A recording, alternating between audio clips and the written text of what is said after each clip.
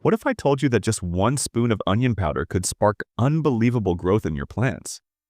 But only if you know the right way to use it.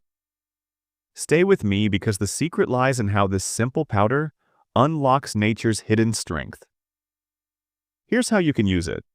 Take just 1 spoon of onion powder and sprinkle it directly into the soil near your plant. As it breaks down, it releases natural compounds that fight harmful fungi and bacteria, while also enriching the soil with trace minerals. This simple step helps build stronger roots and boost the plant's natural defenses, making it healthier from the ground up. But if you want to see results more quickly, try this. Take 1 liter of clean water, add a spoon of onion powder, stir well, and pour it gently at the base of your plant. This liquid feed works like an instant shield, nourishing the roots while discouraging pests that lurk in the soil. It's an easy, natural method that not only supports growth, but also keeps your garden safe without chemicals. Give this trick a try, and you'll see how even the smallest touch of nature can make your plants thrive.